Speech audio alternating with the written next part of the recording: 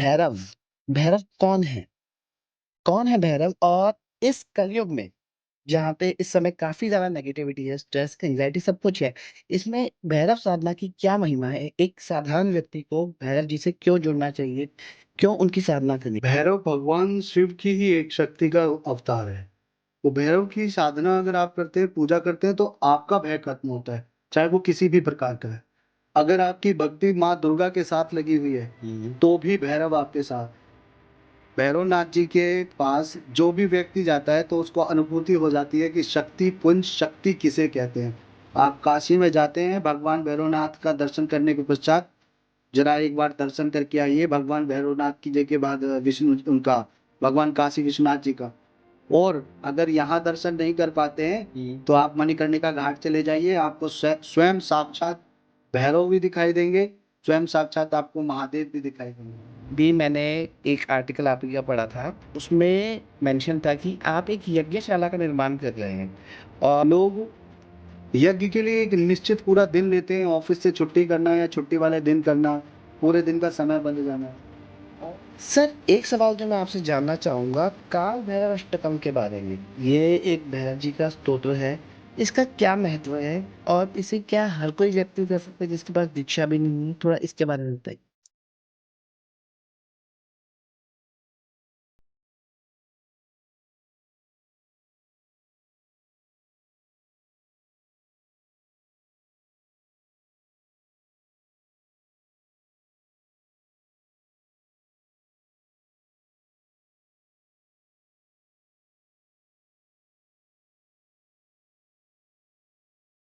नमस्कार दोस्तों, आप सभी का स्वागत है healing world present spiritual talk with Bhavya के इस एपिसोड में।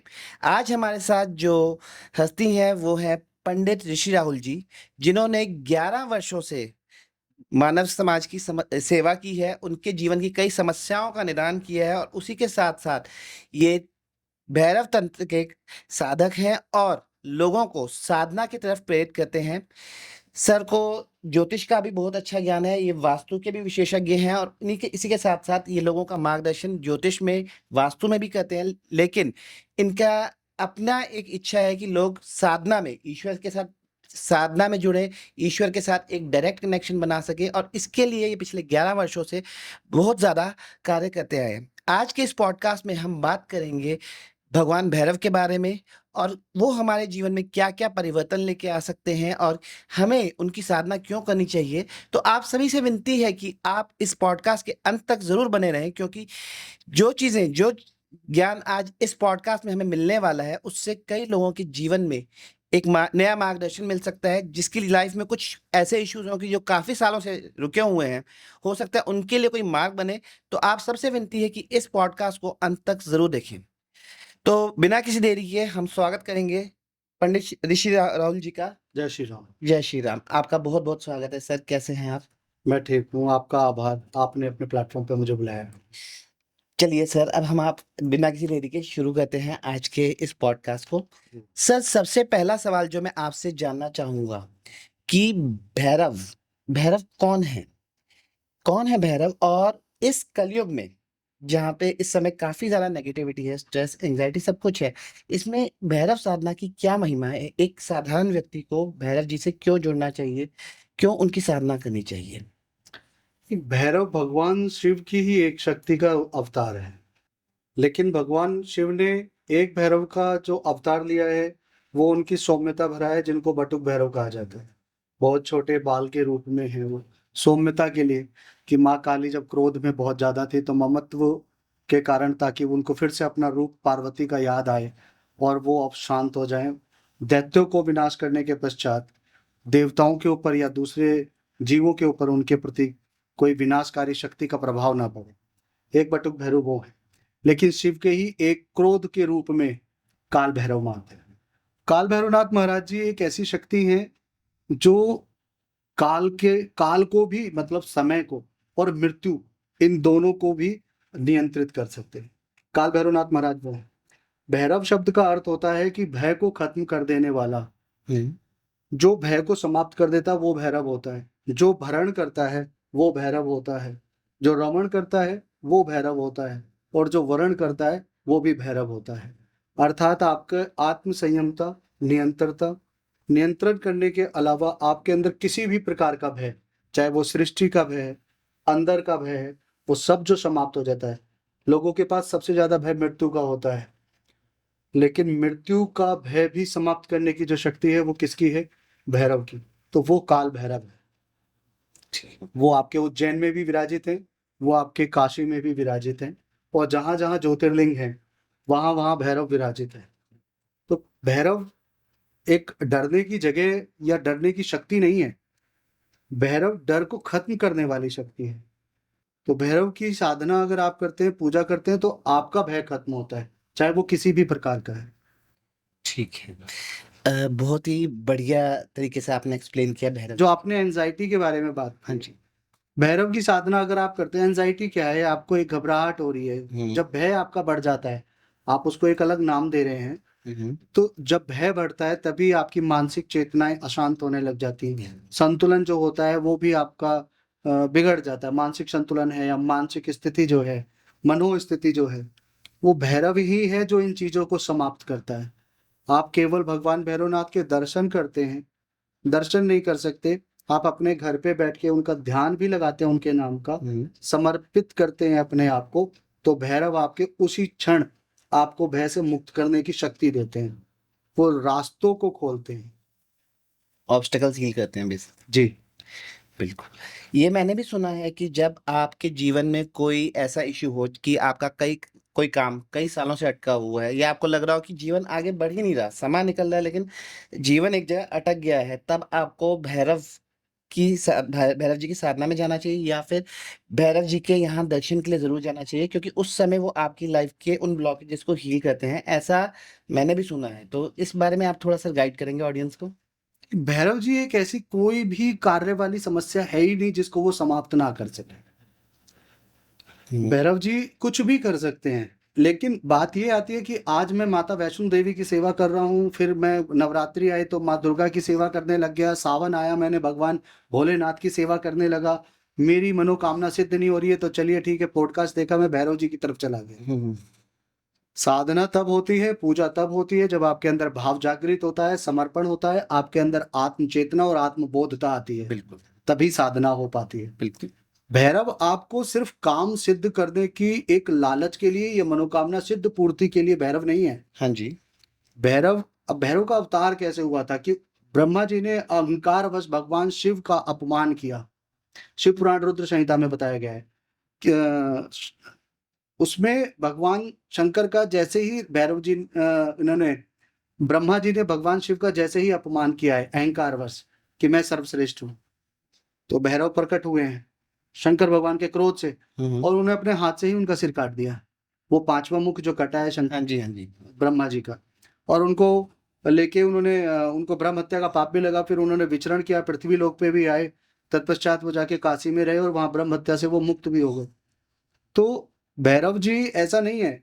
तो अर्थात ये कि अपमान जिस मुंह से किया गया है उसका जवाब भगवान भैरवनाथ ने दिया।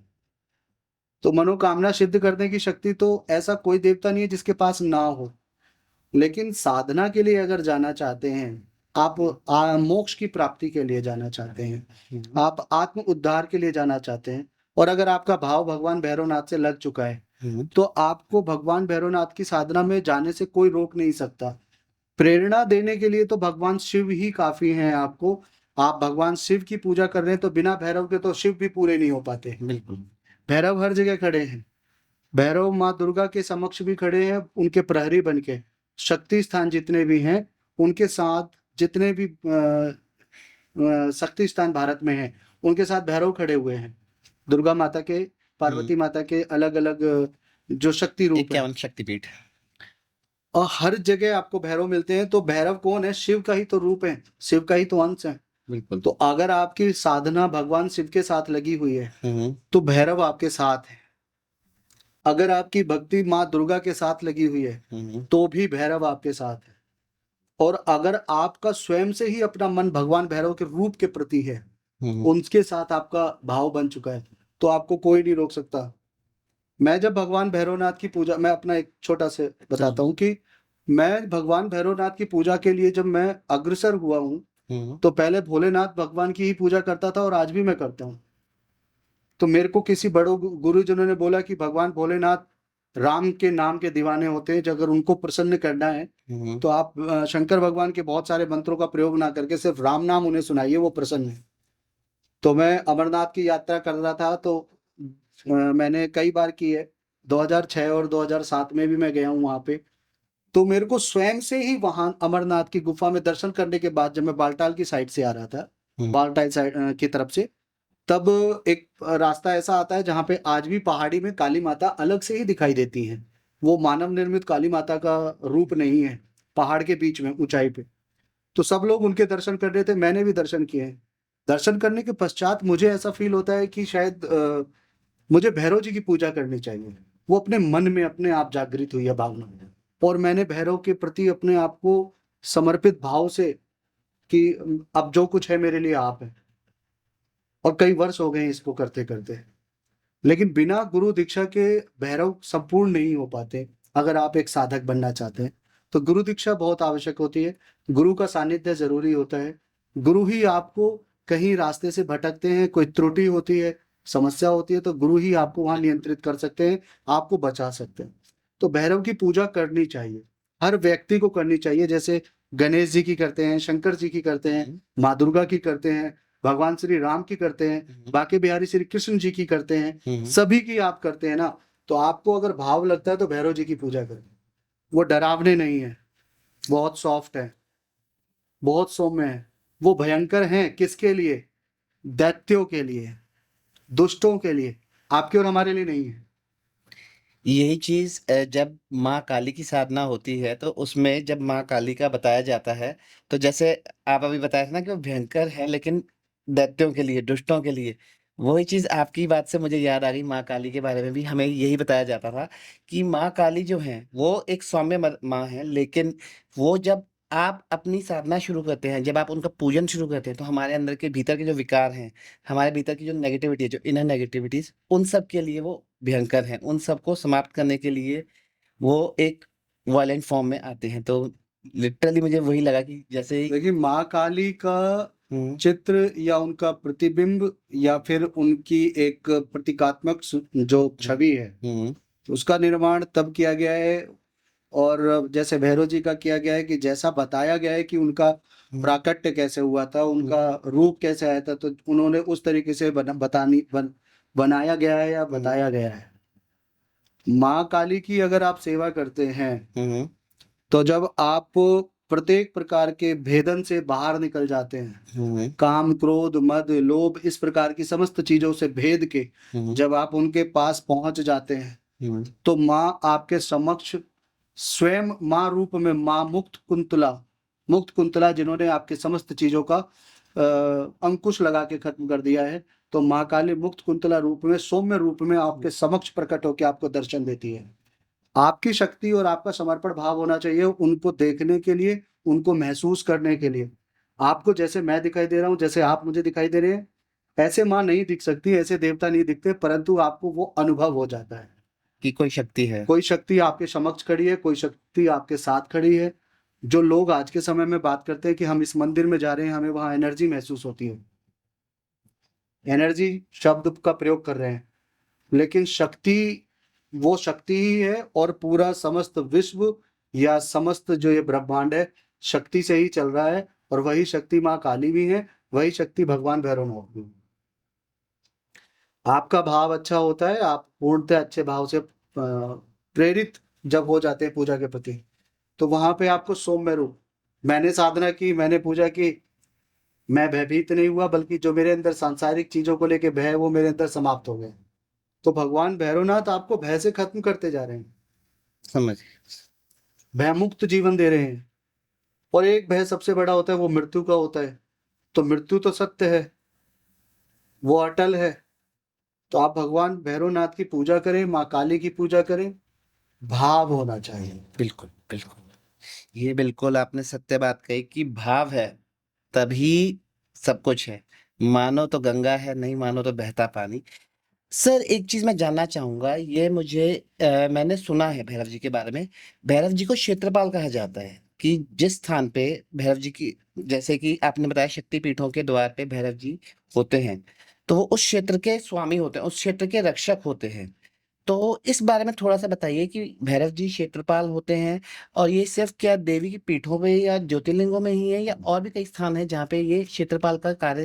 देखिए, भगवान भैरव ने अपने 8 रूप रखे हुए हैं। 8 प्रकार के भैरव हैं। ठीक है। काल भैरव जो हैं, हुँ, हुँ। इनके 8 रूप हैं। हुँ, असितांग भैरव, हुँ, रुरु भैरव, चंड भैरव, हुँ, कपाल भैरव, हुँ, भीष्म भैरव, हुँ, उन्मत्त भैरव और संहार भैरव। संहार भैरव जो है, उनको ही काल भैरव कहा जाता है क्योंकि वो 10 भुजाधारी हैं। उनका जो रूप वर्ण है, वो सुनहरे रंग की जैसे आकाशीय बिजली होती है, कुछ इस प्रकार का है। असितांग भैरव हैं, श्वेत रंग के होते हैं। रुरु भैरव होते हैं, ये थोड़े से आसमानी रंग जैसा होता है, नील वर्ण इस प्रकार का होता है। चंड भैरव, कपाल भैरव, सबके वर्ण ऐसे ही हैं। इसमें कोई भैरव ऐसे नहीं है जो काले रंग के हैं, जिनकी मूर्तियां आप देखते हैं। तो 8 भैरव 8 दिशाओं की रक्षा करने हेतु बैठे हुए हैं। 8 दिशाएं जो आप वास्तु में भी देखते हैं, हुँ, उन 8 दिशाओं की रक्षा करने के लिए बैठे हैं। क्षेत्रपाल इसलिए कहा जाता है कि पूरे क्षेत्र के लिए एक रक्षक की आवश्यकता होती है, तो इसलिए वो रक्षक आपका भैरव है। परंतु भगवान भैरवनाथ के लिए मैं आपको बता देता हूं, वो सीमाओं से परे हैं। आप और हमारे लिए सीमाएं हैं कि ये दिल्ली है, इसके बाद गुड़गांव आएगा, फिर यहाँ नोएडा आएगा, ये गाजियाबाद आएगा। भगवान भैरवनाथ के लिए नहीं है। समस्त ब्रह्मांड उनका अपना है। पूर्ण ब्रह्मांड, पूर्ण पृथ्वी सब उनकी है। ऊपर के और नीचे के जितने भी लोक हैं, ऊपर के लोक और नीचे के तल, अर्थात सातों लोक हुँ, और सातों तल समस्त भगवान भैरवनाथ से सुरक्षित हैं। वो रुके हुए हैं। तो भगवान भैरवनाथ केवल इसलिए क्षेत्रपाल, हमारे ये मानवीय भाषा में कहे जाते हैं कि क्षेत्रपाल जो है वो आपके केवल काशी विश्वनाथ जी के यहाँ पे हैं। हुँ, हुँ, काशी, वहां पे भगवान शंकर ने उनको आदेश दिया था कि इस जगह आके आपका ब्रह्म हत्या का पाप समाप्त हो गया है, अब आप काशी के अंदर ही रहेंगे। काशी जहां से एक मोक्ष का द्वार खुलता है। कभी आप देखें तो वहां पे मिनट और सेकंड्स के हिसाब से वहां पे अस्थियां आती हैं और जिनका वहां पे विसर्जन होता है। जी, और वहां पे बहुत सारे मृतक आते हैं, शरीर आता है, उनको अलग अलग घाट पे उनका दाह संस्कार किया जाता है। और भगवान शंकर जो हैं, वह वहां स्वयं विराजित हैं। विश्वनाथ जी स्वयं विराजित हैं। तो ताड़क मंत्र देते हैं, ऐसा कहा जाता है। वो पुराने गुरुजनों को और बहुत बड़े बड़े संतों ने ऐसा कहा है कि वहां पे जो मुर्दा पहुंच जाता है, अर्थात जो भी वहां पे मृत शरीर जाता है, तो दाह संस्कार के समय में वहां पर ताड़क मंत्र उनके कान में स्वयं भगवान शंकर बोलते हैं कि अब आप मोक्ष को प्राप्त होंगे, आपका दूसरा जन्म नहीं होगा। तो भैरव हर शक्तिपीठ पे है। हुँ, भैरव आपके हर ज्योतिर्लिंग पे भी हैं। उज्जैन की अगर आप बात करते हैं तो वहाँ काल भैरव हैं, वो फेमस है। लोग वहाँ पे मदिरा चढ़ाते हैं, काशी में भी चढ़ाते हैं। हुँ, लेकिन 8 भैरव वहाँ उज्जैन में भी हैं और 8 भैरव आपके वाराणसी में भी हैं। हुँ। 8 भैरव आपको गंगा के किनारे कानपुर में भी मिलते हैं, जो पांडवकालीन है। मैंने ये चीज़ का सुना है। एक चीज़ मैं भैरव के बारे में ही जानना चाहूँगा, मदिरा का जैसे आपने बताया, ये मैंने भी देखा है। इनफैक्ट हमारे दिल्ली में ही जो भैरवनाथ का मंदिर है, वहाँ पे मैं एक बार गया हुआ हूँ, वहाँ पे मदिरा। प्रगति मैदान, हाँ, प्रगति मैदान में। किलकारी भैरव। बिल्कुल, वहाँ पे भी मदिरा का भोग चढ़ाया जाता है भैरव जी को। वहाँ पे 2 भैरव हैं, एक तो जहाँ पे दूध का भोग चढ़ता है वो, और एक है मदिरा के भोग वाले जी, जहाँ किलकारी पे। भैरव और दूधिया हाँ भैरव। जी, बिल्कुल। सिमिलरली उज्जैन के भैरव जी भैरवनाथ मंदिर भी मैंने देखा था जहाँ पे भी मदिरा का भोग चढ़ाया जाता है। तो ये मदिरा का कोई इसका मतलब कुछ सिग्निफिकेंस है कि या फिर भैरव जी का ये एक भोग है या कोई इसका एक सिग्निफिकेंस है कि ये इस चीज़ को रिप्रेज़ेंट करती है मदिरा? इसके बारे में थोड़ा बताइए सर। सो जी, 2 तथ्य हैं। हुँ, हुँ। पहला, तंत्रोक्त शास्त्र, जो तंत्रोक्त है, हुँ, तंत्र में जितनी भी बातें बताई गई हैं, हुँ, रुद्रयामल तंत्र हो गया या फिर तंत्र के ऊपर बनाए हुए 108 अलग अलग तंत्र हैं, जिनमें बहुत सारे विलुप्त हो चुके हैं, कम मिलते हैं। तंत्रसार तंत्र है, हुँ, नरसिंह तापनी तंत्र है, और भवानोपनिषद उपनिषदों में आता है। भैरव यामल तंत्र है और शारदा तिलक ग्रंथ है। हुँ, ये अलग अलग ऐसे ऐसे तंत्र हैं जिनमें पंचमकार की साधना के बारे में बताया गया है कि हुँ, जो साधक साधना करते हैं, तंत्र क्रिया वाम मार्गी, उसमें पंचमकारों में ये मदिरा भी आती है। और इसका ग्रहण करने के पश्चात मनुष्य जो माया से परेशान होकर के भ्रमित होता है और साधक बन करके साधना में ध्यान नहीं लगा पाता है, तो माँ को अर्पण करके या भैरव जी को अर्पण करके वो स्वयं भी धारण करता है, लेकिन उसमें से कुछ अंश लेना होता है। ये अलग बात है, तंत्र में ऐसा बताया जाता है, कहा जाता है। लेकिन इसके अलावा एक दक्षिण मार्गी अगर बात कही जाए कि बड़े गुरुजनों ने इस बारे में क्या बताया है, उसको प्रतीकात्मक बताया गया है कि तामसिक गुण आपके पृथ्वी पे आपके पास मदिरा है, उस तामसिक गुण को खत्म करने के लिए और मोक्ष की प्राप्ति के लिए आपको सत्व गुण अपना ऊपर करना होता है। तो भगवान भैरव कहते हैं कि सृष्टि में आपके पास जो ये गंदी चीजें हैं, ये आप मुझे अर्पित कर दीजिए। जब आपकी बुराई आप भगवान भैरवनाथ को चढ़ा देंगे तो आप पूर्णतः शांत हो जाएंगे, आपका सत्व गुण ऊपर बढ़ेगा और आप किसको प्राप्त करेंगे? भगवत प्राप्ति को, मोक्ष को। हनुमान जी क्या करते हैं, वो अपने जो उनका रुद्र अवतार है हनुमान स्वामी, वो अपने रूप से आपको ये सूचना देते हैं, एक प्रकार का उदाहरण देते हैं कि आपको भक्ति ज्यादा करनी चाहिए। जब आपका भक्ति गुण ज्यादा बढ़ेगा तो अपने आप सत्व गुण आपका बढ़ता जाएगा। दो अलग मार्ग हैं भगवान शंकर के, हनुमान जी और भैरव जी। मैं कई पॉडकास्ट में यही लाइन बोलता आया हूँ कि शंकर भगवान ने दोनों ही उदाहरण दिए हैं। एक है आपका वाम मार्गी, एक है आपका दक्षिण मार्गी, अर्थात हनुमान स्वामी भक्ति का रूप, अनन्य भक्ति करेंगे तब भी आपको मोक्ष प्राप्त होगा। दूसरा आपका वाम मार्गी, अर्थात भगवान भैरवनाथ की आप पूजा करेंगे, तामसिक चीजों का आप उनको आप त्याग कर देंगे उनके नाम पर, तो दोनों ही चीजों से आपको मोक्ष प्राप्त होगा। प्रचलन नहीं है, प्रचलन बनाया गया है। प्रचलन किसी का नहीं होता। आप देखते हैं कि कपड़ों का फैशन जाता है और आता है, जाता है और आता है। यह प्रचलन की क्रिया मानवीय है। जो साधक है, जो साधु है, जो सन्यासी है, जो संत हैं, उनका कोई फैशन नहीं है, उनका सिर्फ एक है, जैसे है वैसे ही ठीक है। भगवान भैरवनाथ तो दिगंबर है। दिगंबर के दो अर्थ आ जाते हैं। पहला ये आ जाते हैं कि जो पूरी सृष्टि को अपने कपड़ों की तरह आवरण डालते हैं, दिगंबर मतलब आकाश को ही, अंबर को ही अपना कपड़ा मानते हैं, अर्थात वह कपड़े नहीं पहनते। जैसे आपके जैन मुनि होते हैं वो दिगंबर कहलाते हैं, दिगंबर जैन मुनि कहे जाते हैं। इसी प्रकार से साधक तो नहीं रहते ना, समझ, बिल्कुल। प्रचलन में साधक तो नहीं रहते ना, बिल्कुल। मानवीय प्रवृत्ति है, वो अपनी सुविधा के अनुसार किसी भी चीज का प्रचलन कर सकते हैं, अपनी सुविधा के अनुसार किसी भी चीज को ग्रहण कर सकते हैं, अपनी सुविधा अनुसार किसी भी चीज का त्याग कर सकते हैं। तो भैरवनाथ जो है उनको समझना सरल है, समझने की कोशिश ना करके जो दिखाई देता है हमें, हम उसको मानते हैं। अंदर से जो आ रहा है हम उसको नहीं मानते, इसलिए भैरव को समझना थोड़ा कठिन हो जाता है। लोग भ्रमित होके इधर उधर भाग रहे हैं कि भैरव जी के बारे में क्या सुने, क्या करें, कैसे करें। बिल्कुल। सिर्फ आप भगवान भैरवनाथ की साधना करें, आपको सब कुछ अपने आप प्राप्त होता चला जाएगा, सारा ज्ञान प्राप्त हो जाएगा।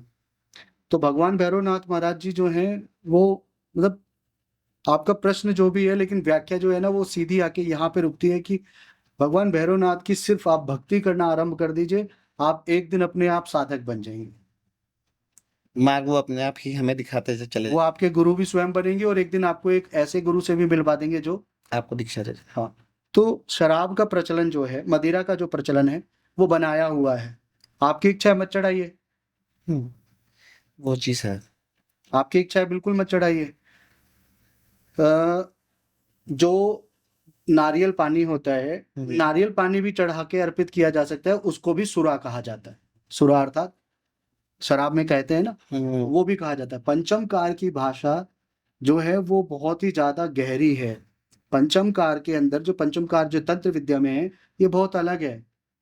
बलि के लिए आपको आत्म बलि देनी होती है, बाह्य बलि होती है, गुह्य बलि, आत्म बलि और अंतर बलि और बाह्य बलि, 3 बलि हैं। बलि का अर्थ ये नहीं होता कि आपने जानवर को काट दिया, बलि का अर्थ ये नहीं होता कि आपने मानव की बलि दे दी। आप नारियल की भी बलि देते हैं, नींबू की भी बलि देते हैं, जायफल की भी बलि देते हैं, ये बलि वैसे हो गई, इसको बाह्य बलि कहा जाता है। अंतर बलि क्या होती है सूत जी? अंतर बलि वो होती है जब आप भक्ति के ज्ञान के माध्यम से अपने अंदर के अहंकार को समाप्त कर देते हैं, क्योंकि जब आप शक्ति की साधना करते हैं तो अहंकार आपका बढ़ेगा। बिल्कुल। तो वो आपकी हो गई आत्म बलि। फिर आता है अंतर बलि। माफ कीजिए, पहले मैंने कुछ और बोला। फिर आता है अंतर बलि। अंतर बलि जब आप काम, क्रोध, मद, लोभ, विषय विकार, परावाद, परा अपवाद, समस्त प्रकार की चीजों को और जितेंद्रिय होते हुए ज्ञान विवेकी रूपधारी तलवार से हृदय रूपी स्थान पे जब आप इन सभी विकारों को काट देते हैं तो वो आपकी अंतर बलि कहलाती है। तभी तो आपको भगवान स्वीकार करते हैं। बिल्कुल। रामकृष्ण परमहंस जी, उनके जैसा तो आज के समय में कोई नहीं होगा। कोई नहीं है। माँ काली को स्वयं अपने हाथों से भोज करा दिया करते थे। बिल्कुल। भारत के अंदर एक बहुत बड़े जो स्वामी जी थे, जब उन्होंने प्रश्न चिन्ह लगाया कि ज्योतिषी कुछ नहीं होती है या फिर सनातन धर्म के अंदर बहुत सारी कुरीतियां हैं, तो उन्होंने शक्तिपात करा दिया उनको। वो उनसे मिले, उन्होंने हाथ रखा और तुरंत माता काली की शक्ति का उनको अनुभव कराया। उनके शिष्य बने तो वो चाहते तो रामकृष्ण परमहंस जी भारत देश में बहुत कुछ कर सकते थे, लेकिन वो सब चीजों से शून्य हो चुके थे। अर्थात जिनका मैंने नाम लिया है, काम, क्रोध, मद, लोभ, इस प्रकार की जो भी लोभ लालच होती है, उनको वो खत्म कर चुके थे। इसलिए माँ काली उनके साथ ऐसे थी। बिल्कुल। बेसिकली आंतरिक विकारों से जब हम मुक्ति प्राप्त कर लेते हैं तो ईश्वर के साथ एकविध हो जाते हैं। हर एक भगवान श्री हनुमान जी ने भी ये सिद्ध किया है कि, मतलब भैरव जी के विषय के अलावा मैं ये बता रहा हूँ हनुमान जी के बारे में, कि भगवान हनुमान स्वामी ने सिर्फ राम नाम का ही तो जाप किया था। बिल्कुल। वो थोड़ी बैठे थे 10 महाविद्या भैरव को लेकर के, बिल्कुल। बिल्कुल। और उनके पास कौन सी ऐसी शक्ति थी जो नहीं थी। सब कुछ। रावण के बारे में बात की जाती है तो रावण ने क्या किया, सिर्फ भगवान शंकर को ही तो उन्होंने अपनाया था। बिल्कुल। शंकर भगवान को इस मानते मानते उनके पास समस्त प्रकार की शक्तियां आ गई थी। था कोई ऐसा देवता जिसको उन्होंने ना हराया हो? बिल्कुल। और तो और स्वयं उनके बेटे इंद्रजीत। इंद्रजीत, जिनका नाम पड़ा था मेघनाथ ने, उन्होंने इंद्रजीत इसलिए नाम पड़ा था क्योंकि उन्होंने इंद्र को हरा दिया था। बिल्कुल। तो वो किसकी पूजा करता था? वो निकुंभला देवी की पूजा करते थे। निकुंभला कौन है? माँ काली का ही तो रूप है। जी बिल्कुल। और विशेष क्या है? घूम फिर के तो मतलब वही शिव ही है जो, इवन अगर आप दूसरी साधना में भी जाएं, शिव विद्या साधना है किसी भी, उसमें उसमें भी शिव का रोल ही, भगवान शिव का जितना मैं समझ पाया हूँ, शिव ही गुरु बन के आते हैं, शिव ही आपको वो ज्ञान देते हैं और वही आपको आगे लेके जाते हैं। ये तो मैं भी समझा हूँ। और इस युग में जितना मैंने शिव पुराण से भी ये समझा है कि भगवान शिव ही भिन्न भिन्न रूप में गुरु बन के आते हैं और आपका मार्गदर्शन करते हैं। शिव का अर्थ मंगल भी होता है। बिल्कुल। शिव का अर्थ मंगल भी होता है, तो जो मंगल करते हैं वही शिव हैं। बिल्कुल। बिल्कुल। इसलिए मंगल के लिए भी पूजा जो की जाती है, उज्जैन में आप जाएंगे तो मंगल शांति के लिए, अंगारक दोष के लिए भगवान शिव पे ही अभिषेक किया जाता है, भात पूजन का। ये- आप छोटे छोटे चीजें हैं, इनको अगर एक दूसरे से हम जोड़ देते हैं थोड़ा सा ज्ञान लगा के या किसी गुरु संत की बात सुन के, तो आपको इन तथ्यों के बारे में पता चलता है कि भगवान शिव को पूज लिया आपने, भैरव को पूज लिया, भैरव को पूज लिया तो आपने भगवान शिव को पूज लिया। बिल्कुल। इनफैक्ट मुझे आपकी बात से याद आ रहा है कि मैंने एक सीरियल आता था पहले, विघ्नहर्ता श्री गणेश, अगर आपने नाम सुना हो। तो उसमें एक बार काशी में ही गणपति जी जा रहे होते हैं एक व्यक्ति की मुक्ति के लिए, एक स्पिरिट होती है उसकी मुक्ति कराने के लिए। तो काशी में उसे काल भैरव एंटर ही नहीं करने देते। उस गणपति जी कार्तिकेय जी को तो उन्होंने अलाउ कर देते हैं, लेकिन उस स्पिरिट को एंटर ही नहीं करने देते। और जब गणपति जी प्रार्थना करते हैं काल भैरव जी से कि जाने दीजिए, तब वो अलाउ करते हैं। तो जब आप भैरव के बारे में बात कर रहे थे तो मेरे को वो उस एपिसोड के बारे में पूरा ध्यान आ रहा था। तो सर, एक तो जैसे आपने बताया भैरव जी का इतना अच्छा वर्णन किया है, भैरव जी का रूप के बारे में भी और हर चीज के बारे में, मैं ये जानना चाहूंगा कि जैसे कि एक साधारण व्यक्ति है जिसके पास कोई दीक्षा नहीं है, जो एक पॉडकास्ट देख रहे हैं, कई ऐसे भी व्यक्ति हैं जो मतलब, क्योंकि हमारे पास ऐसे क्वेरीज आती रहती हैं कि जिन्हें कुछ नहीं पता जीवन में कि आगे क्या करना है, लेकिन कई बार ईश्वर प्रेरणा से वो उस पॉडकास्ट तक पहुंच जाते हैं कि जहाँ पे उनको एक मार्गदर्शन मिले। तो ये सवाल पूछते हैं कि एक साधारण व्यक्ति जिसे कुछ नहीं पता, वो कैसे भैरव जी के जैसे, एक तो भाव है हमारा, लेकिन कुछ लोगों को इस समय, अगर फ्रैंकली बोलूं, कई लोगों को गायत्री मंत्र तक नहीं पता, ऐसा है। तो ऐसा व्यक्ति अगर जो पॉडकास्ट देख रहा है, उसे कुछ नहीं पता भैरव जी के बारे में और वो चाहता है कि भैरव जी से जुड़ना, तो वो भैरव जी का क्या के लिए मतलब किस तरीके से जुड़ सकता है? कोई ऐसा स्तोत्र हो या कोई मतलब कोई साधारण मंत्र जिसके लिए मतलब जुड़ने के लिए एक बिगिनिंग फेज में स्टार्ट करने के लिए, तो उसके बारे में थोड़ा बताइए। भगवान भैरवनाथ की प्रारंभिक अगर आप पूजा करना चाहते हैं, हम्म जब आपके अंदर भाव आ चुके हैं हम्म या आपने लक्ष्य बना लिया है कि मुझे भगवान भैरवनाथ की ही पूजा करनी है हम्म या उनकी साधना की तरफ आपको जाना है, तो आप आरंभिक में पहले उनकी एक साधारण पूजा ही आरंभ करें। आरंभ करने का समय या तो रविवार का दिन निश्चित करें, कृष्ण पक्ष के रविवार से, या फिर किसी भी माह के कृष्ण पक्ष की अष्टमी से आरंभ करें, दिन कोई भी हो। ठीक है। यह आरंभिक समय है। मैंने ये समय कहीं नहीं बताया, आपको बता रहा हूँ। काफी पॉडकास्ट हो गए, मैं आज बता देता हूँ, मेरी इच्छा भी है। तो आरंभिक समय ये है।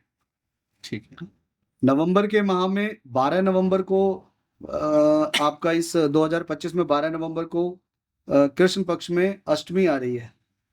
ये भगवान काल भैरव की जयंती। वाह। उससे पहले अगर ये किसी तक पहुंच जाता है पॉडकास्ट, तो सबसे स्वर्णिम समय है 12 नवंबर। 12 नवंबर 2025 काल भैरव अष्टमी जो है वो उनकी जयंती है। वो मार्गशीर्ष, इसके बारे में शिव पुराण में भी व्याख्या की गई है। तो आप अगर उस दिन से प्रारंभिक साधना करते हैं तो कोई भी प्रकार का, किसी भी प्रकार की अगर छोटी मोटी त्रुटि भी हो जाती है और गुरु नहीं है तो भी वो क्षमा के योग्य है। ठीक है।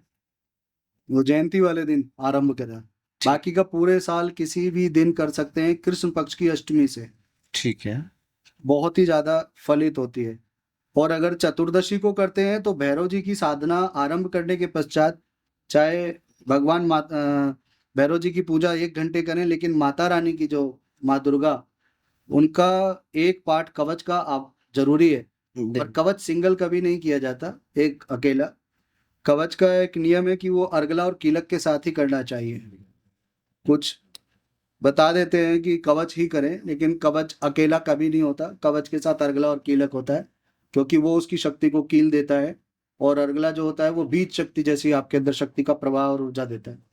तो कवच करने के पश्चात फिर आप भगवान भैरवनाथ महाराज की सेवा कर सकते हैं। और बहुत साधारण मंत्र है, ओम भैरवाय नमः। ओम भैरवाय नमः। सिर्फ इसी का आपको माला पे जाप करना है। ठीक है। कुछ लोगों के साथ समस्या है कि वो इस प्रकार से नहीं कर पाते माला, तर्जनी से ही करते हैं। पर अगर रुद्राक्ष की माला से आप कर रहे हैं और आपको नहीं हो पा रहा है तो भी आप कर सकते हैं। बाकी का हर एक उंगली से करने का अलग अलग फर्क होता है। ठीक। षटकर्म में जो होता है मारण मोहन वशन स्तंभन, उसके लिए आपकी तर्जनी होती है। बिल्कुल। मोक्ष की प्राप्ति के लिए आपकी मध्यमा और अनामिका होती है। मोक्ष प्राप्ति के लिए, कार्य सिद्धि के लिए। तो कार्य सिद्धि में षटकर्म नहीं आते हैं। षटकर्म करना है तो तर्जनी से होना चाहिए। ठीक है।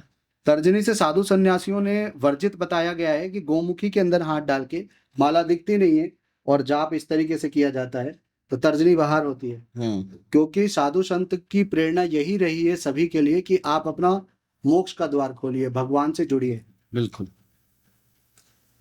तो वर्जित क्यों है ये भी बताना चाहिए। आपने बता तो दिया कि इस वाली उंगली से जाप नहीं होता है, लेकिन जब आप षटकर्म में जाएंगे, साधक बन जाएंगे, तब आपको इसी तर्जनी से आपको करना है। ये अहंकार नहीं है, ये शक्ति है। श्री कृष्ण भगवान जो है, ज्ञान देते समय उनके भी हाथों की उंगलियों के इशारे होते हैं। शक्ति यही होती है, केवल अहंकार का प्रतीक नहीं है ये। तो आप सिर्फ ओम भैरवाय नमः इस मंत्र का जाप करें और अष्टमी कृष्ण पक्ष की जरूर लें। संभव है तो शिवालय में जाएं, शंकर भगवान के मंदिर में।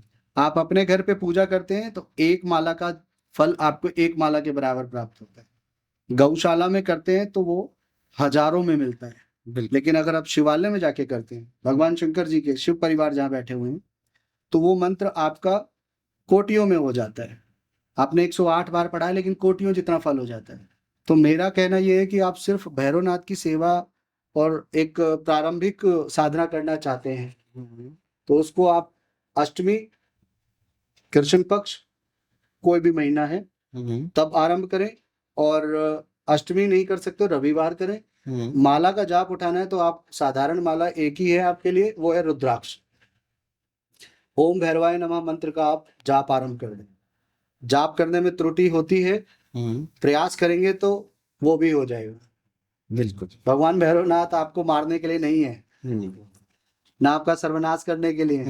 उनको पता है कि छोटा बहुत बच्चा है, उम्र की सीमा आपके लिए है, लेकिन जब भी आप उनकी पूजा करते हैं, आप उनके सानिध्य में जाते हैं, तो आप भगवान भैरवनाथ के लिए नवजात शिशु हो जाते हैं। बिल्कुल। ये तो आज ही मेरी सेवा में आया है, उनका भाव यही है, ये तो आज मेरी सेवा में आया है। तो आप नवजात शिशु उसी दिन हो गए। तो एक दिन के बच्चे की त्रुटियों को तो कोई भी छोड़ देता है। क्या है वो त्रुटियां? बिल्कुल। आप ओम भैरवाय नमः का पाठ भी नहीं कर पा रहे हैं, दूसरी भाषा सीख लेते हैं, हम दूसरी भाषाओं के गाने गाना सीख लेते हैं, बिल्कुल। संस्कृत का छोटा सा मंत्र नहीं सीख पाएंगे। नहीं, वो तो जब जहाँ भाव है वही, जहाँ भाव है वहां तो सब कुछ तो इसमें त्रुटि हो ही नहीं सकती। फिर भी अगर त्रुटि हो जाती है माला करते समय में, सुमेरु जब आ जाता है तो उसको बदलना होता है इस प्रकार से, तो वो हो जाता है। छोटी मोटी त्रुटियां भी पूरी हो जाती है भगवान की दया से। जब आप साधन माला का लेकर के और समय का लेकर के साधक बनते हैं, तो स्वयं भगवान आपको राह देते हैं।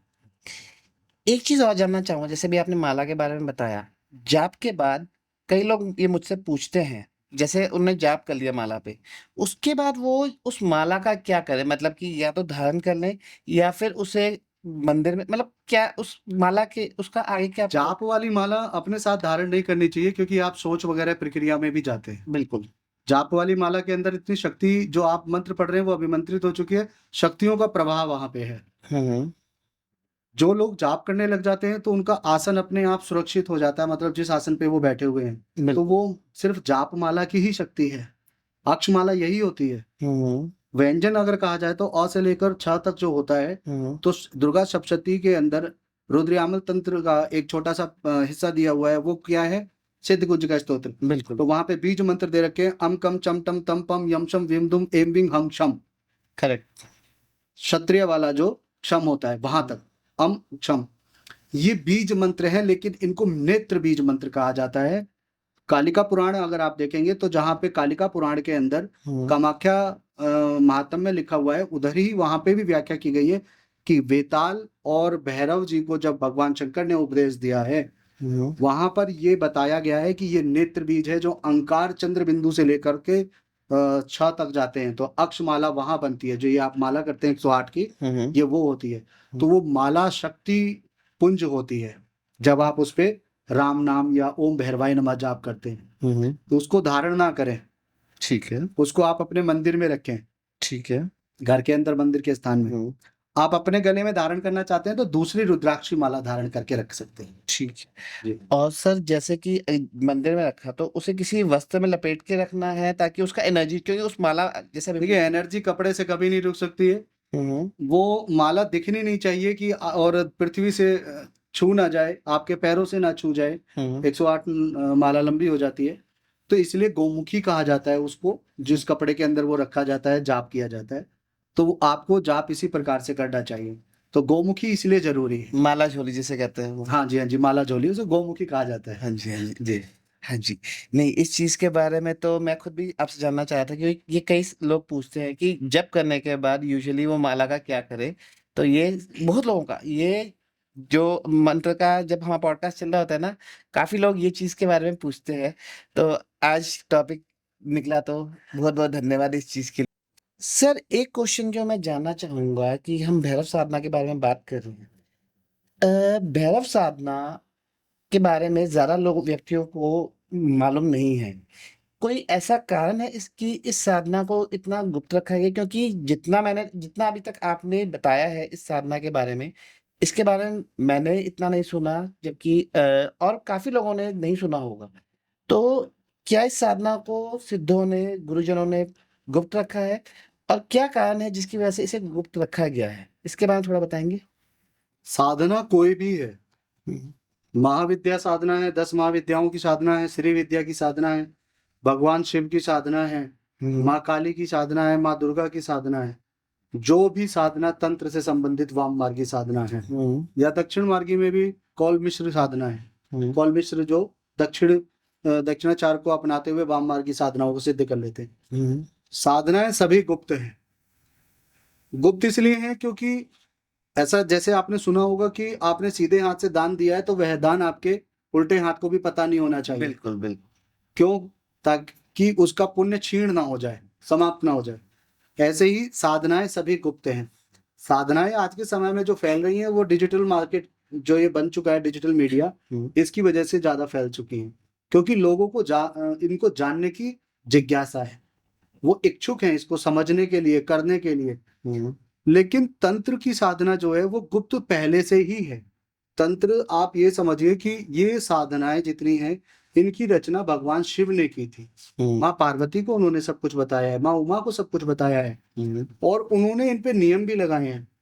उन्होंने यही नियम लगाए हैं कि इनको साधनाओं को गुप्त रखने में ही हित है, अन्यथा इनका दुरुपयोग होगा। शक्तियों का दुरुपयोग हमेशा हुआ है। भगवान शिव ने किसी भी प्रकार का आशीर्वाद दे दिया है, भगवान ब्रह्मा जी ने किसी भी प्रकार का आशीर्वाद दे दिया है दैत्यों को, बाद में उसका भुगतान पूरी सृष्टि ने, समस्त देवताओं ने भुगता है। सबसे पहले इंद्र का आसन चला जाता था, बिल्कुल। उनका स्वर्गाधिपति होते थे, वो उनसे छिन जाया करता था। तो इसलिए इन सभी विद्याओं को भगवान विष्णु ने आग्रह करके शिव जी से और ब्रह्मा जी से समस्त प्रकार की साधनाओं को, विद्याओं को उन्होंने गुप्त रखने के ही आदेश दिए हैं। गुरु इसीलिए महत्वपूर्ण होता है कि गुरु आपको पूर्णतया, जैसे सोने को चेक किया जाता है कि ये खरा है या नहीं है, वो कसौटी पे खरा उतरता है तभी स्वर्ण पूर्ण शुद्ध माना जाता है। तो शिष्य जो होता है, गुरु शिष्य की जो परंपरा होती है, साधना उसमें इसलिए अच्छी होती है क्योंकि गुरु जो होते हैं वही उस साधना को आपको आगे देते हैं। तो वो भी समझाते हैं कि इसका दुरुपयोग ना हो, और वह आपको बताते हैं कि आप इसको मोक्ष का रास्ता बनाएं। बिल्कुल भौतिक लोलुपता, विषय विकार इनकी सामग्री ना बनाएं। बिल्कुल। तो इसलिए ये गुप्त हैं। क्योंकि इन साधनाओं में जितना मैं अभी तक समझ पाया हूँ कि व्यक्ति में इतनी शक्ति आ जाती है कि वो बहुत चीजें कर सकता है, मतलब आध्यात्मिक लेवल पे भी। और एक मतलब अगर आप इसे सदुपयोग कर रहे हैं तो आप बहुत आगे निकल सकते हैं स्पिरिचुअल लेवल पे, लेकिन अगर आप इसका दुरुपयोग कर रहे हैं तो वही असुर वाली ही कहानी हो जाती है। तो दुरुपयोग तो देखिए, शक्ति का जिसके पास शक्ति आती है दुरुपयोग तो वो हो ही जाता है। बिल्कुल। जिसने इंद्रियों पे कहीं ना कहीं अपनी एक प्रकार का नियंत्रण कर लिया है, वही तांत्रिक, वही तंत्र करने वाला व्यक्ति, वही साधक अपने उस इच्छा को पूरी कर पाता है जिसको मोक्ष कहते हैं। देवताओं का समक्ष सामना करना जिसे कहते हैं, दर्शन करना जिसे कहते हैं, उनके पास कोई विकार नहीं रह जाता। बिल्कुल सर, जैसे अभी इसी बारे में बात हुई तो एक कथा मैंने विश्वामित्र जी की बहुत सुनी है कि विश्वामित्र जी ने कई बार साधना शुरू की, लेकिन हर बार इंद्रदेव कुछ ना कुछ अड़चन डाल देते थे उनके ब्रह्मर्षि का पद पूरा होने में। तो बेसिकली जो मेरे को समझ आया उस पूरी कथा से वो ये था कि इंद्रदेव कोई बाहरी देवता नहीं थे, वो हमारा ही रजोगुण था। कभी वो मेनका के रूप में आ रहे हैं, मतलब जो हमारे अंदर के एक इच्छा है, कभी वो किसी और रूप में आ रहे हैं कि लोग मुझे पूछे जाए, जैसे वो त्रिशंकु के उसमें आते हैं और उसको मदद करते हैं कि उसका वो शरीर के साथ ही स्वर्ग जाना चाहते हैं। तो मैं बेसिकली ये जानना चाहूंगा कि जैसे एक व्यक्ति साधना तो शुरू करता है, लेकिन इस तरह के ऑब्स्टिकल्स आते हैं, परीक्षाएं आप इसे कह सकते हैं, हमारा अपने रजोगुण तमोगुण सत्वगुण जो भी है, ये सब गुण जो सामने आते हैं, तो इन प्रकार के गुणों को, इन सब प्रॉब्लम्स को ओवरकम करने में भैरव साधना क्या हमें मदद करती है? भैरव साधना इसमें नियंत्रण देती है क्योंकि भैरव किसी सीमा के अंदर नहीं आते हैं। तो साधक जब साधना करता है तो उनके अंदर ये विकार अपने आप बढ़ जाते हैं, शक्ति पुंज बढ़ जाता है। लेकिन भैरव ही है जो सबसे पहले मूलाधार को जागृत करते हैं। मूलाधार, जिस चक्र का नाम मूलाधार है, उसका नाम आप समझिए मूल आधार, मूलाधार। और मूलाधार से ही आपका सिद्धासन भी हो जाता है। पहले आप सिद्धासन करते हैं, आपका आसन जब सिद्ध होने लगता है उसके बाद फिर मूलाधार जागृति की तरफ जाते हैं। बिल्कुल। ब्रह्मरंध्र तक आपके जो जाती है चेतना, समस्त कुंडलियों के जागरण के बाद, तो वो कहते हैं कि अमृत वर्षा होती है, ब्रह्मरंध्र यहाँ होता है समस्त कुंडलियों के जागरण के बाद। तो वो ब्रह्मरंध्र में मिलने के बाद जो अमृत वर्षा है वो क्या है? वो वही ज्ञान वर्षा है। जो ज्ञान है वही अमृत है। वही आपको अमरत्व देती है, मतलब वही आपको विचारों से आपके विचार अलग प्रकार के हो जाते हैं। तो भैरव आपके अंदर से वही चीजों को समाप्त करते हैं जो आपकी कुंडली जागृति में आपको परेशानी आती है। लेकिन होता यह है कि आपने कथा कही है अगस्त मुनि जी की, तो विश्वामित्र जी जो हैं, विश्वामित्र जी या फिर आपके अगस्त मुनि या वशिष्ठ मुनि, तंत्र की अलग अलग जितनी भी साधनाएं हैं इन्होंने भी की है। ये सीधे ब्रह्मा जी से बात भी कर ले जाते थे, मिल लेते थे, ठीक है। चराचर साधना भी इन्होंने करी है, ऐसी बात नहीं है। विश्वामित्र जी की अधिष्ठात्री देवती हैं, वो भी 10 महाविद्याओं में देवी आती हैं। अगस्त की भी आती हैं और वशिष्ठ जी के पास भी आती हैं, तारा माता की साधना उन्होंने करी है। तो ऐसा नहीं है इन्होंने साधनाएं की हैं, लेकिन जो इंद्रिय इंद्रजीत जो है, तो वो सारी चीजें अगर प्रतीकात्मक रूप से देखते हैं, जैसे कहते हैं ना सांख्य दर्शन के हिसाब से अगर आप देखें तो आपके सामने एक चीज सिर्फ प्रतीकात्मक होती है कि वो वहां पे वो काम वासना दिखाई देती है कि उर्वशी आई है या रंभा आई है। आपको इंद्रियों पे सबसे ज्यादा नियंत्रण रखना होता है, तो बड़े से बड़े व्यक्ति भी वहां पे इंद्रियों पे अपने नियंत्रण नहीं रख पाते। अर्जुन के साथ भगवान श्री कृष्ण थे, अर्जुन सच में एक तपस्वी थे, इसलिए जब अर्जुन को भी एक बार अप्सरा प्राप्त हुई थी तो उन्होंने अपना तप हिलने नहीं दिया था। तो इसी तरह विश्वामित्र के साथ हुआ, ये परीक्षाएं हमारे साथ भी होती हैं। आप साधना करें, मैं साधना करूं या कोई और व्यक्ति साधना कर रहा है, उसके साथ जो परीक्षाएं होती हैं वो यही होती है। ये इंद्रियां ही हमको परेशान करती है, यही हमारा इंद्र है। जितेंद्रिय इसलिए कहा जाता है बिल्कुल कि अगर आप उनको नियंत्रित कर लेते हैं, तो इसलिए वो बात आपकी एकदम सही है। साधना करेंगे तो वहां पे जो रुकावट आती है वो इसी प्रकार की आती है, आपका मन भ्रमित होगा। इसलिए तंत्र में अगर आप जाते हैं तो तंत्र में साधक को भी थोड़ा सा प्रसाद स्वरूप में वो जो कारक होता है, कारक कारण क्या होता है, कारण मतलब वो आपका पंचम कारक जो होती है, वो आपको कहीं ना कहीं स्थगित कर देते हैं, विचार आपके भ्रम नहीं होते इसी वजह से। सर, एक सवाल जो मैं आपसे जानना चाहूंगा काल भैरव अष्टकम के बारे में। ये एक भैरव जी का स्तोत्र है, इसका क्या महत्व है और इसे क्या हर कोई व्यक्ति कर सकता है जिसके पास दीक्षा भी नहीं है? थोड़ा इसके बारे में बताइए। काल भैरवाष्टकम एक ऐसी रचना है कि उसको एक आम व्यक्ति जो संस्कृत का ज्ञान रखता है वो उसको एक जैसे प्रारंभिक उपासक बनने के लिए आपने मेरे से पूछा था, तो उसके लिए काल भैरवाष्टकम भी वो पढ़ सकता है। और अगर कोई व्यक्ति नहीं पढ़ पाता तो आजकल ऑनलाइन अवेलेबल रहता है, ये आप उसको सुन सकते हैं। और काल भैरवाष्टकम मतलब उसके अंदर जो व्याख्या की गई है वो भगवान भैरवनाथ महाराज की, आप जैसे कहते हैं स्तुति, स्तोत्र का मतलब है स्तुति करना।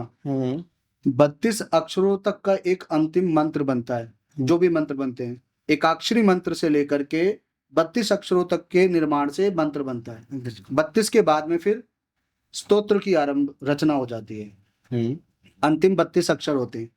तो अब आप अगर यहाँ पे आ जाते हैं काल भैरवाष्टकम पे, तो काल भैरवाष्टकम सुनने से ही एक प्रारंभिक साधना, एक प्रारंभिक साधक का जो एक पहला एक सीढ़ी का जो स्तर होता है वहां तक इंसान पहुंच सकता है। और इसको सुनना चाहिए, और अगर पढ़ सकते हैं तो एक बार पढ़ें या फिर सुबह और शाम दोनों टाइम पढ़ें।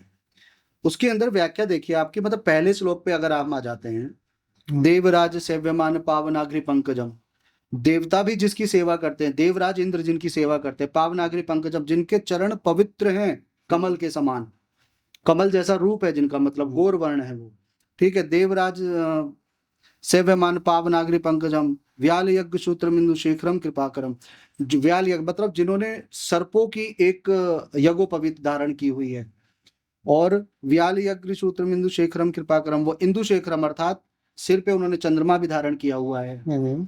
नारद आदि योगी वृंद वंदितम दिगंबरम, नारद जैसे ऋषि महात्मा भी जिसकी हमेशा वंदना करते हैं, जो दिव्य ऋषि हैं, नारद आदि योगी वृंद वंदितम दिगंबरम, दिगंबरम अर्थात जो अंबर को ही अपने कपड़े के समान मानते हैं, तो वो दिगंबर हैं।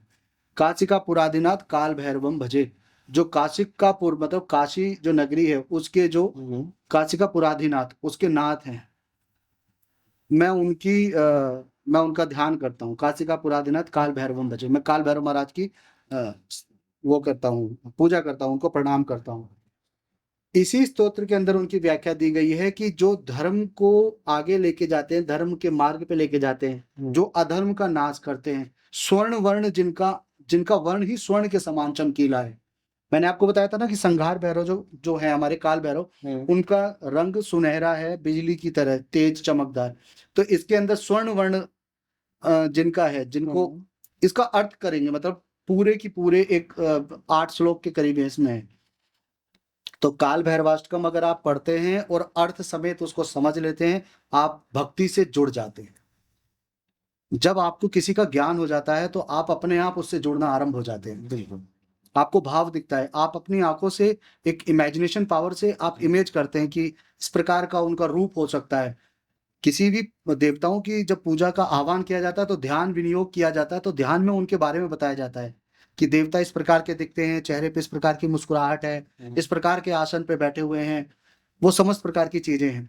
तो काल भैरवाष्टकम बहुत ही अच्छा है, मधुर है। और काल भैरवाष्टकम, मेरी बात को अगर कोई ये कहता है कि मैं कहता हूँ भगवान श्री भैरवनाथ बहुत सौम्य हैं, बहुत सुंदर हैं और उनके अंदर करुणा है, करुणा के सागर हैं वो, तो मेरी बात अगर कोई विश्वास नहीं करता है तो काल भैरवाष्टकम के संस्कृत से उसके हिंदी अर्थ को आप समझिए, तो आपको मेरी बात एकदम सत्य लगेगी। तो प्रारंभिक साधना के लिए भी काल भैरवाष्टकम सबसे उचित है। किसी भी प्रकार की मुसीबत में फंस चुके हैं, एंजाइटी बहुत ज्यादा हो रही है, कोई परेशानी ज्यादा हो रही है, काल भैरवाष्टकम सुनना आरंभ कर दीजिए, आपको एकदम शक्ति प्राप्त होती है। स्तोत्रों की रचना ही इसलिए की गई है। एक सर मैं चीज जानना चाहूंगा, ये जी। कई लोगों के साथ होता है, जैसे कि आप तो इस फील्ड में हैं, आपने देखा होगा वशीकरण कई लोग करते हैं, कई लोग अपने कॉम्पिटिटर्स को हटाने के लिए उन पे ब्लैक मैजिक या उल्टी सीधी चीजें करते हैं। तो भैरव साधना में अगर व्यक्ति जुड़ रहा है, वो अपने प्रोटेक्शन के लिए जैसे काल भैरव अष्टकम कर सकता है या कुछ और ऐसा कर सकता है, जैसे जिस व्यक्ति को कुछ नहीं पता लेकिन उसे लग रहा है कि कुछ ऐसा हुआ है जो उसके जीवन में बाधा डाल रहा है, क्योंकि फील होना शुरू हो जाता है कि आपकी सिक्स सेंस कहीं ना कहीं आपको गाइड करती है। तो वो व्यक्ति क्या कर सकता है उस समय में अपने बचाव के लिए? देखिए, अगर कोई व्यक्ति तंत्र से ग्रसित हो चुका है और तब भी उसका तंत्र से ग्रसित होने के पश्चात उसका विवेक काम करता है, होता यह है कि जो तंत्र से ग्रसित हो चुका है उसके अलावा पूरे परिवार को समझ में आता है कि यह तंत्र से ग्रसित है। अगर उसका विवेक इस बात पे है कि मुझे इस तंत्र से बाहर निकलना है, मुझे बचना है, तो भगवान भैरवनाथ की साधना या उनकी पूजा, साधारण पूजा ही आप करें, वो आपको बचा देगी, सुरक्षित रखेगी। वशीकरण कर दिया, मारण कर दिया, उच्चाटन कर दिया, विद्वेषण कर दिया, तो उसमें भी मैंने आपको पहले बोला था कि मृत्यु से समस्त प्रकार के विश्व का हर कोई इंसान डरता है, जो जीव है, जीवात्मा मृत्यु से डरती है। यम जो होते हैं वो संयमता का एक परिचय देते हैं, इसलिए वो मृत्यु के देवता हैं। लेकिन यम भी जिससे डरते हैं वो काल है, काल भैरव। और काल भैरव जिनके माध्यम से आए हैं वो महाकाल। तो आप इन चीजों को आप समझिए। तो वशीकरण हो चाहे षट कर्म का कोई भी कर्म है, किसी के प्रति किया है, काल भैरव की उपासना, काल भैरवाष्टकम करें, ओम भैरवाय नमः मंत्र का भी जाप करें, या आप सिर्फ भगवान भैरवनाथ के मंदिर में अपनी उपस्थिति दर्ज कराना आरंभ कर दीजिए। आपका तंत्र कम होता चला जाएगा, आपको राहत मिलेगी, आराम मिलेगा, और एक ऐसा समय आएगा या तो भगवान भैरवनाथ उस तंत्र को समाप्त कर देंगे या फिर एक ऐसे गुरु से मिलवा देंगे जो उस तंत्र क्रिया को काट के उस आपको उससे मुक्ति दिला देगा। बिल्कुल। भगवान भैरवनाथ जी के पास जो भी व्यक्ति जाता है तो उसको अनुभूति हो जाती है कि शक्ति पुंज, शक्ति किसे कहते हैं। आप काशी में जाते हैं, भगवान भैरवनाथ का दर्शन करने के पश्चात जरा एक बार दर्शन करके आइए भगवान भैरवनाथ की जय के बाद विष्णु, उनका भगवान काशी विश्वनाथ जी का। और अगर यहाँ दर्शन नहीं कर पाते हैं तो आप मणिकर्णिका घाट चले जाइए, आपको स्वयं साक्षात भैरव भी दिखाई देंगे, स्वयं साक्षात आपको महादेव भी दिखाई देंगे। आप शून्य हो जाएंगे, सोचना समझना सब खत्म, शून्य हो जाएंगे। तो जो आपको शून्य दे रहा है, जो आपको आध्यात्मिक प्रकार से एक शांति प्रदान कर रहा है, वो भैरव की उपस्थिति वहीं पे ही है। वही भैरव है जो भरण करता है, रमण करता है, वमन करता है। इन सब चीजों की व्याख्या छोड़िए, जो भैरव, जो आपका भय हर प्रकार का समाप्त कर देता है, वही भैरव है। तो तंत्र तो बहुत छोटा है। देखिए तंत्र क्या है, जैसे भगवान शंकर ने रचना की है भूत डामर तंत्र की, भूत डामर तंत्र की रचना की है भगवान शंकर ने। तो भूत क्या है? भूत देवता, अलौकिक, दिव्यता, इनका प्रमाणिक एक वाचक शब्द है भूत। डामर मतलब डरावना। हम्म, और तंत्र क्या है? तंत्र है उसकी व्यापकता फैला देने वाली और उससे निकल के बचने वाली या उसमें रम के फिर मोक्ष लेने वाली। बिल्कुल। तो हम लोग क्या है कि एक शब्द जो तंत्र है जिसका बहिष्कृत कर दिया गया है लोगों ने, इसके लिए बहुत सारे लोगों ने जिम्मेदारी ले रखी थी कि हिंदुस्तान में, भारत देश के अंदर तंत्र की शक्ति सबसे ज्यादा मजबूत है, इसको खत्म करने का तरीका क्या है। कुछ लोगों ने इनका दुरुपयोग करना आरंभ कर दिया तो समाज में बहिष्कृत हो गया। कुछ लोगों ने काफी पुराने समय की बात है, कुछ लोगों ने एक जितने तंत्र की किताबें थी, पुस्तक थी, ग्रंथ थे, सबको उनको जला दिया। तो जब आज हमारे पास कुछ है ही नहीं, और उसके अलावा क्या है कि हर प्रकार मेडिकल फील्ड है, इंजीनियरिंग फील्ड है या कोई भी फील्ड है, इनोवेशन हो रहे हैं, नई नई चीजें आ रही हैं, उन पे रिसर्च किया जा रहा है, उनको बढ़ाया जा रहा है। ज्योतिषी पे और तंत्र पे कुछ नहीं हो रहा है। इसी वजह से लोगों के लिए या तो ये एक जो इनको बहुत सम्मान देते हैं तो गूढ़ रहस्य बता देते हैं, ओकल्ट साइंस बोल के छोड़ देते हैं, या फिर इसको अंधविश्वास बता देते हैं, बिल्कुल। जबकि किसी के पास इतनी शक्ति नहीं है। देखिए, कोरोना से व्यक्ति नहीं डर रहे थे, लेकिन जिस दिन सुबह प्रेडिक्शन आती है न्यूज चैनल पे कि आज सूर्य ग्रहण लग रहा है, चंद्र ग्रहण लग रहा है, इस प्रकार की राशियों पे विपरीत प्रभाव पड़ेंगे, तो लोगों को घर से निकलना बंद होता है उस समय के लिए। बिल्कुल बिल्कुल। आधुनिक हैं लेकिन मानते फिर भी हैं, कहते तो हैं हम नहीं मानते लेकिन मानते जरूर हैं। तो भगवान भैरव की शरण में जाइए, आपको सब चीजों पे विश्वास भी हो जाएगा। विश्वास करिए, अंधविश्वास मत करिए। बिल्कुल बिल्कुल।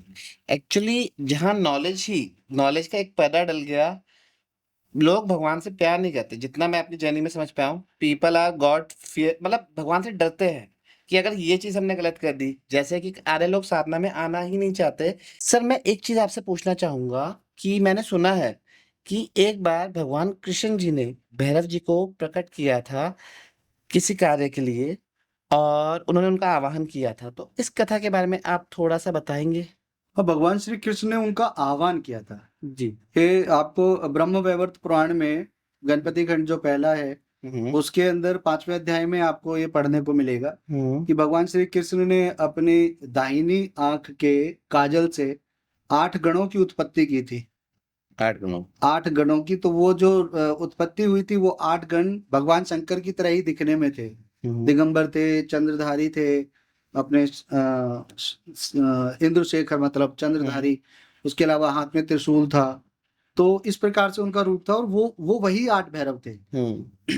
तो ऐसा नहीं है कि भगवान श्री कृष्ण को बहुत ही ज्यादा एक अपनी मदद करने के लिए कुछ चाहिए, वो सर्वसमर्थ हैं। लेकिन हर एक कार्य किसी के लिए सौंपा गया है। जैसे महाभारत काल में भगवान श्री कृष्ण ने अर्जुन को बोला कि आपके ध्वजा के ऊपर हनुमान स्वामी होने चाहिए, तो वही ध्वजा लगाई गई जहाँ पे हनुमान जी चित्रित हैं। लेकिन हनुमान जी की उन्होंने प्रार्थना की, उन्होंने तपस्या की, उनसे वचन लिया, इसलिए हनुमान स्वामी वहां पे आरूढ़ हुए हैं।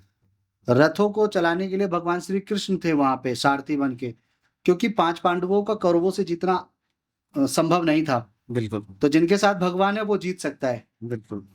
श्री कृष्ण ने किसी को मारा नहीं मारा, ये तो बाद में वरवरीक जी जो हैं, खाटू श्याम जी के नाम से आज जाने जाते हैं देवता जी को, तो उन्होंने बाद में पांडवों को अहंकार जब हो गया था, तब उन्होंने बताया था कि आपके तीरों में इतनी शक्ति नहीं थी, तो भगवान श्री कृष्ण की जो शक्ति है सुदर्शन, वही समस्त प्रकार के कार्य कर रही है।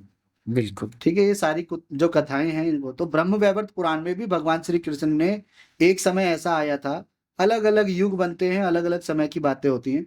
तो भैरव जी की जो उत्पत्ति हुई है, जो प्राकट्य हुआ है, वो तो शिव से ही हुआ है, लेकिन उस शक्ति का उपयोग भगवान श्री कृष्ण ने भी किया है। ब्रह्म वैवर्त पुराण के 5वें अध्याय में पढ़ने को मिलता है।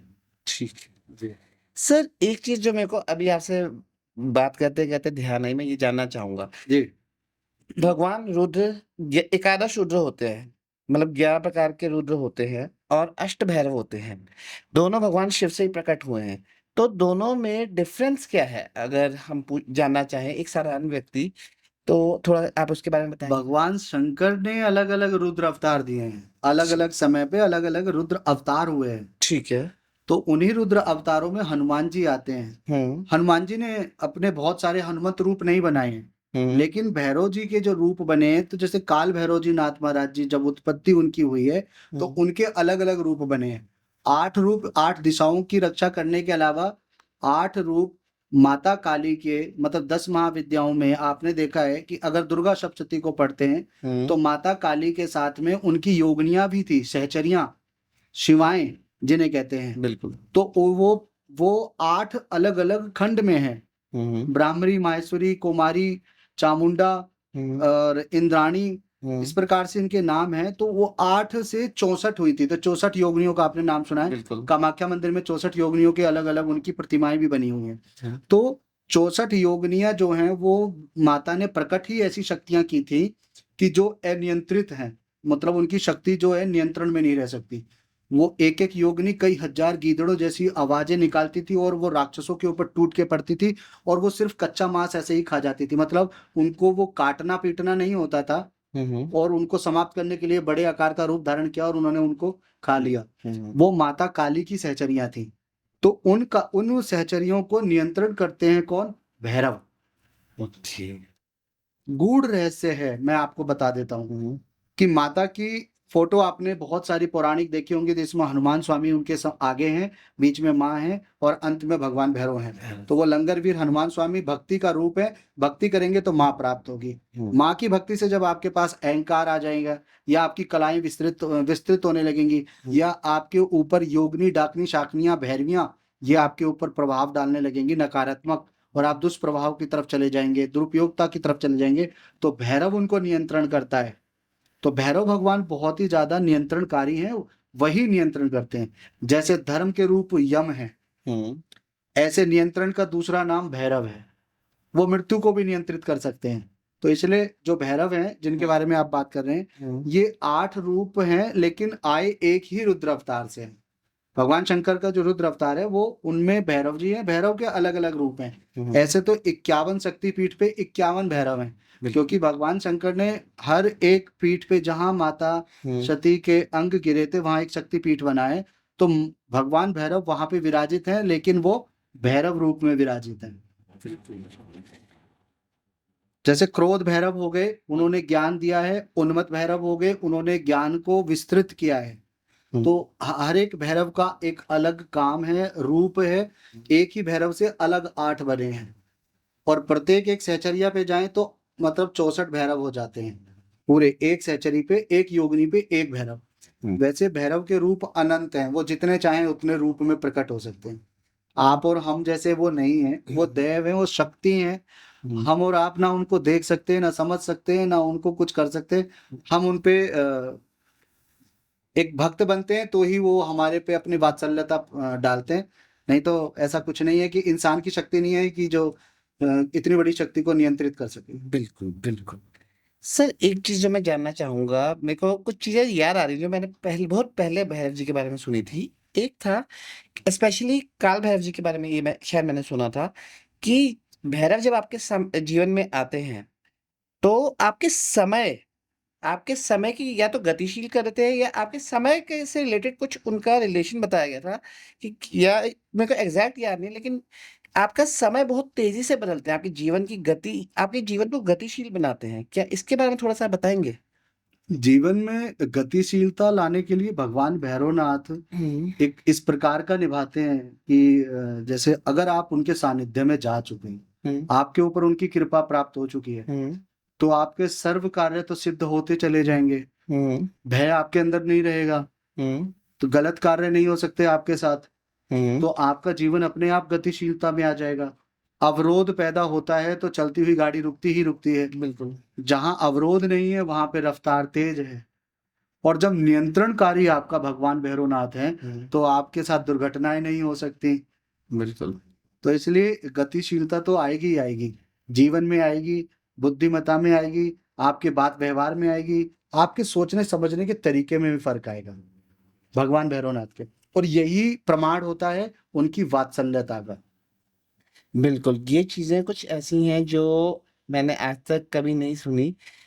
सर एक चीज़ जैसे हमने सब डिस्कस किया भैरव बाबा के बारे में, एक चीज़ मैं जानना चाहूँगा कि हम कोई उपयुक्त समय जैसे कि भैरव साधना के लिए, जैसे कोई साधारण व्यक्ति कर रहा है, कि कौन से दिन से प्रारंभ करना है वो आपने बताया, लेकिन कोई समय सुबह का, शाम का या रात्रि या कोई ऐसा समय का कोई प्रतिबंध है भैरव साधना में? अगर आप भैरवाष्टकम या फिर ओम भैरवाय नमः इस मंत्र से भगवान भैरवनाथ की हम्म पूजा आरंभ करते हैं, हम्म तो पूजा करने के लिए सुबह का समय उपयुक्त होता है। ब्रह्म मुहूर्त से आरंभ करें तो आरंभ करने वाला दिन ब्रह्म मुहूर्त रख सकते हैं आप। हम्म अन्यथा आप उनकी पूजा तीनों समय कर सकते हैं, नहीं तो आप सुबह और शाम दोनों करें। हम्म और सुबह और शाम की पूजा का विधान होता है कि आप उत्तर मुख या फिर पूर्वाभिमुख होकर के करें पूजा ठीक। भगवान भैरवनाथ की। लेकिन अगर आपको निरंतर, कई वर्ष मेरे साथ कई बार ऐसे प्रश्न पूछे गए हैं कमेंट बॉक्स में, मेरे चैनल के माध्यम से, कई बार मेरे नंबर पे व्हाट्सएप पे भी मैसेजेस आए हैं, तो उनका जवाब भी यही हो जाता है कि कई वर्ष अगर आपको भगवान भैरवनाथ की पूजा करते करते समय बीत चुका है और आप ये कह रहे हैं कि मेरे को कुछ लाभ प्राप्त नहीं हुआ, तो आप अपना पूजा करने का जो समय है रात्रि को 11 बजे से लेकर के सुबह 3 बजे तक का रखें, निश्चित करें। अगर कर सकते हैं जैसे 9 बजे के बाद भी कर सकते हैं, परंतु आपको दक्षिण मुखी होकर के करना पड़ेगा। दक्षिण दिशा जो है वो यम की कही जाती है, लेकिन दक्षिण दिशा माँ काली की भी है। दक्षिण दिशा माँ काली की भी है और दक्षिण दिशा के लिए भैरवनाथ सबसे ज्यादा शक्तिशाली है। सर्वांगेश्वर भैरवनाथ महाराज दक्षिण दिशा में विराजित है। तो दक्षिण दिशा की तरफ मुख करके अगर रात्रि में आप पूजा करते हैं तो भगवान भैरवनाथ की वो शक्तियां, वो कृपा जो अभी तक कई वर्षों से आप पूजा कर रहे हैं, जाप कर रहे हैं, आपको अनुभव नहीं हो रही है, वो शायद 2-3 दिन बाद ही अनुभव होने लगेगी। बहुत बहुत धन्यवाद इस चीज के लिए, क्योंकि इस चीज का आइडिया नहीं था। और ये इस तरह के कमेंट्स आते हैं लोगों के, मैंने कई टॉपिक्स पे बनाया है, जो लोग काफी टाइम से वो चीज, उस साधना को कर रहे थे, उस पाठ को कर रहे होते पर्टिकुलर, तो ये सवाल आते हैं, तो आपने पहले ही इसका निवारण कर दिया, तो इसका भी बहुत धन्यवाद है सर। सर, एक चीज जो मैं जानना चाहूंगा, ये एक पर्सनल सवाल है कि जैसे आप भैरव जी की साधना में हैं, लेकिन आप जब भी हमारा कन्वर्सेशन हुआ, आपका सबसे पहला वर्ड होता है जय श्री राम। तो इसके पीछे कोई सीक्रेट है, या ये मेरा ऑब्जर्वेशन है, या मतलब मेरा वहम है, या ये कुछ मतलब कुछ है? क्योंकि आपने जय भैरव बाबा या कुछ जय भैरव नाथ नहीं बोला, तो मेरे हर एक वीडियो में मैं जो शुरुआत करता हूँ जय श्री राम से करता हूँ। उसका कारण ये है कि भगवान भोलेनाथ की सेवा करता रहा हूँ मैं हमेशा, छोटे बाल्यकाल से ही करता रहा हूँ। तो जब मैंने आपके पॉडकास्ट के प्रारंभिक समय में, जो मैंने एकदम आरंभ करते समय जो था, मैंने बताया था कि भगवान शंकर का मैंने अमरनाथ जी में जब दर्शन प्राप्त किया, तो अपने स्वयं से मेरा मन हुआ कि फिर काली माता का भी मैंने दर्शन किया। तो उस समय से मेरे मन में भैरवनाथ महाराज जी के प्रति जिज्ञासाएं बढ़ती चली गई और अपने आप भाव आ गया था। तो किसी गुरुजन ने ही ये बताया है कि शंकर भगवान को प्रसन्न करना है तो राम नाम के दीवाने हैं, वो स्वयं उसको बजते हैं, तो आप राम का नाम जपें। हनुमान जी को प्रसन्न करना है तो जय हनुमान कहने से फायदा नहीं है, आप सिर्फ जय श्री राम कहिए, बिल्कुल हनुमान जी तत्काल आपकी सुनते हैं। और जब भगवान शंकर प्रसन्न हैं तो हमारे भगवान भैरवनाथ भी प्रसन्न हैं। बिल्कुल। और श्री राम जो हैं उनके आप मानस पाठ को भी करते हैं, तो आपको जीवन में ठहराव करने की जो एक शक्ति होती है वो आपको श्री राम भगवान से मिलती है। बिल्कुल। समस्त प्रकार की शक्तियों का अपने पास होने के बाद भी भगवान श्री राम के अंदर कम बात करना, शीतलता बहुत ज्यादा थी। तो भगवान श्री राम, एक सीक्रेट ये भी है कि आप श्री राम को याद रखेंगे तो आपके अंदर संयमता और धैर्य रहेगा, उग्रता नहीं आएगी। बिल्कुल। भगवान शिव आपको ध्यान सिखाते हैं, भगवान भैरवनाथ आपको भयमुक्त कराते हैं, और भगवान श्री राम आपको धैर्यता देते हैं, संयमता देते हैं, नियंत्रण देते हैं। तो अगर मैं भैरवनाथ भगवान का साधक हूँ, उनकी साधना कर रहा हूँ, एक छोटा सा भक्त हूँ, उनकी पूजा कर रहा हूँ कृपा प्राप्त करने के लिए, तो श्री राम कहने से मुझे लाभ जरूर प्राप्त होता है। जहाँ भैरव है वहीं शिव है, वहीं माँ काली है, वहां पे भगवान श्री हनुमान स्वामी हैं, और हनुमान स्वामी आ गए हैं तो फिर वहां राम की भक्ति भी अवश्य है, क्योंकि शिव भी उनके भक्त हैं। बिल्कुल बिल्कुल बिल्कुल। बहुत बहुत बढ़िया सर। ये चीज मतलब ये अचानक ही एक चीज कहते हैं ना, जैसे कि पूछे हूँ आपसे, तो ये चीज का सही है, मेरे से कभी किसी ने पूछा नहीं कि आप हमेशा अभिवादन तो मैं जय श्री राम से ही करूंगा। सर, एक क्वेश्चन मैं और जानना चाहूंगा। ये भी मैंने एक आर्टिकल आप ही का पढ़ा था, उसमें मेंशन था कि आप एक यज्ञशाला का निर्माण कर रहे हैं, और उसमें मैंने सुना है कि आप बहुत, आपकी जैसे कोई इच्छा है कि ज्यादा से ज्यादा लोग यज्ञ अपने जीवन में प्रारंभ कर सकें। तो थोड़ा इस यज्ञशाला के बारे में बताइए, और इसका उद्देश्य क्या है? मैं एक यज्ञशाला, ये उसमें मेरा जब जन्मदिन था तो उस समय कुछ लोगों के साथ मैंने हमेशा भंडारे का प्रसाद वगैरह वितरण किया है। तो उसमें मैंने अपनी इच्छा जाहिर की थी कि एक यज्ञशाला का निर्माण मैं इसलिए कर रहा हूँ कि बहुत सारे लोग इस बात से डरते हैं कि वो घर में यज्ञ नहीं करा सकते, हवन अनुष्ठान नहीं करा सकते, किसी भी वजह से। कारण कुछ भी हो सकता है कि घर के अंदर का पेंट खराब होगा, दूसरे बच्चे डिस्टर्ब होंगे या पड़ोसी परेशान होंगे, अलग अलग कारण हो सकते हैं। उसके अलावा क्या होता है कि लोग यज्ञ के लिए एक निश्चित पूरा दिन लेते हैं, ऑफिस से छुट्टी करना या छुट्टी वाले दिन करना, पूरे दिन का समय बंद जाना। और तीसरा कारण ये है कि यज्ञ से या अनुष्ठान से लोग इसलिए भी दूर हैं कि कहीं ना कहीं वो उनको महंगा पड़ रहा है, इकोनॉमिकली उनको थोड़ा बहुत लगता है कि अब कौन खर्च करे, इसका प्रमाणिक कोई प्रमाण तो है नहीं ऐसा कि इसको करने से हमें ये फल प्राप्त होगा या नहीं होगा।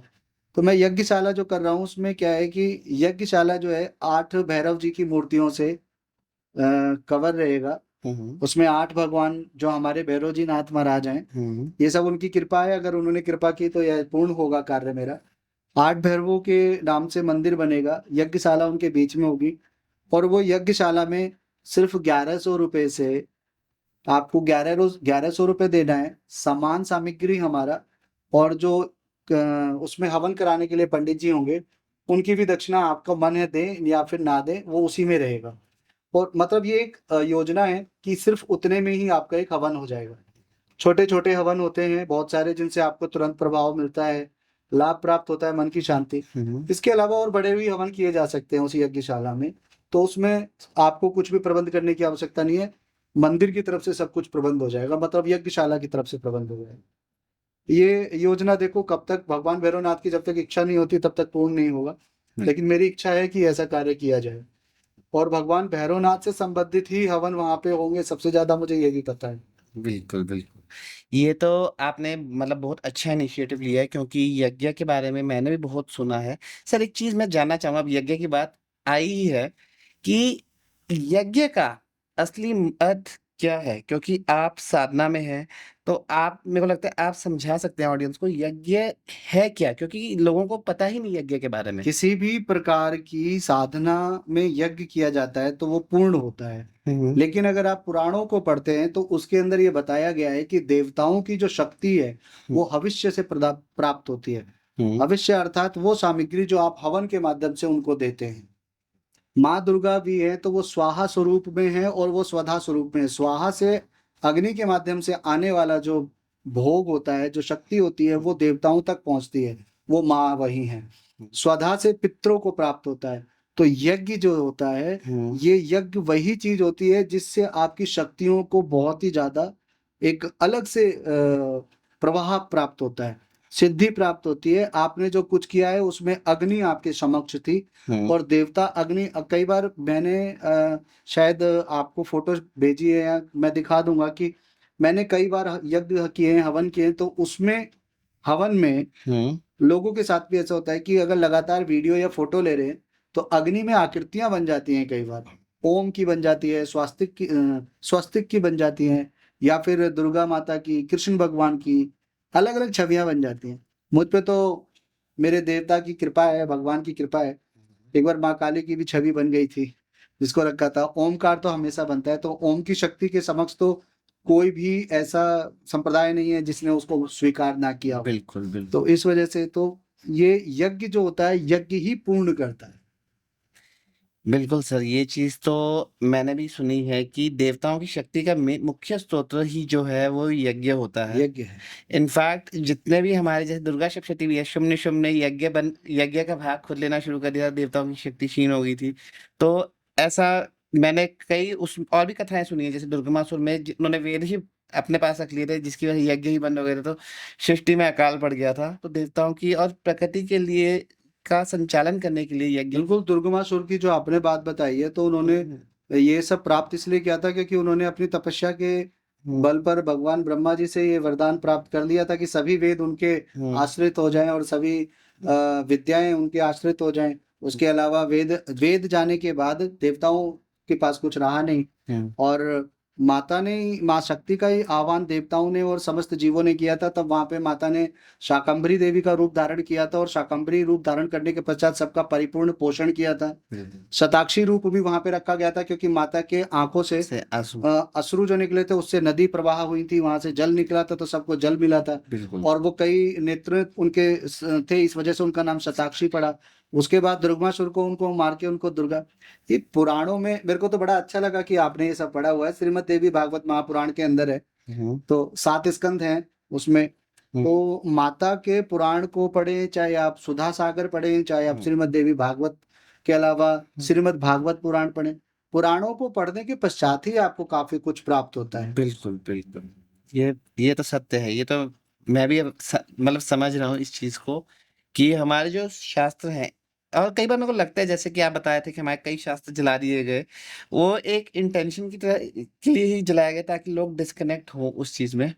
वो कहीं ना कहीं देखिए, पुराने आक्रांताओं ने जो किया उस पर तो कुछ टिप्पणी की नहीं जा सकती, परंतु जितना आज बचा है तो हमारा आपका फर्ज ये बनता है, ये धर्म है कि उसको पढ़ें और उसको बचा के रखें।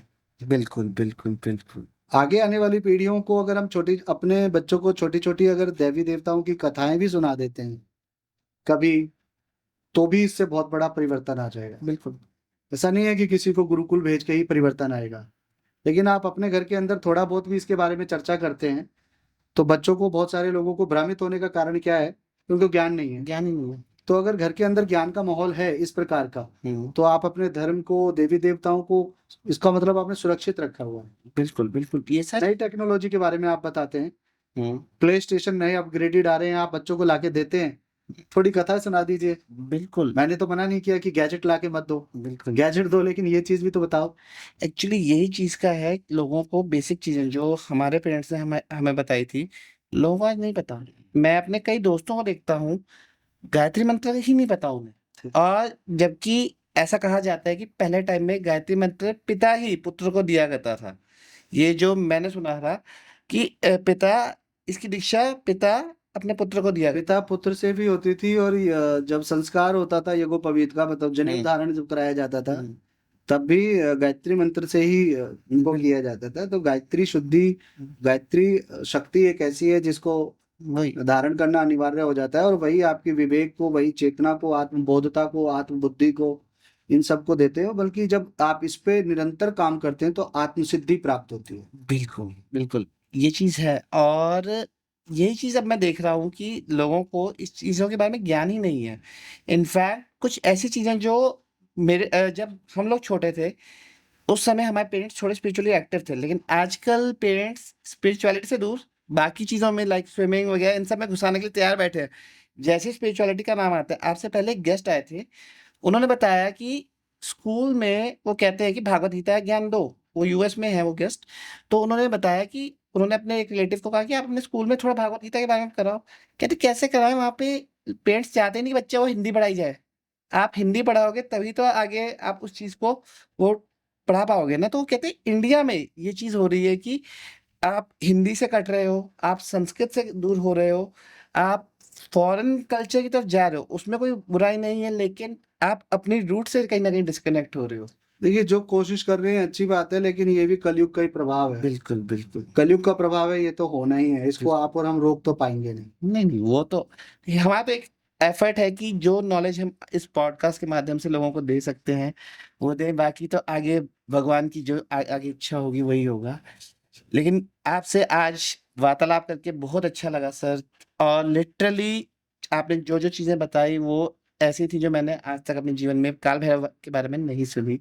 तो इसके लिए आपका दिल से धन्यवाद करता हूँ। मैं उम्मीद करता हूँ कि हमारी ऑडियंस को भी ये पॉडकास्ट काफी पसंद आएगा। और आप सबसे विनती है कि इस पॉडकास्ट को जरूर देखें और अपने दोस्तों के साथ जरूर शेयर करें। अगर आप सर से कुछ पूछना चाहते हैं तो सर की सभी details, contact details description box में दी हुई हैं। आप उनसे डायरेक्ट कांटेक्ट कर सकते हैं, आप उनसे कनेक्ट हो सकते हैं।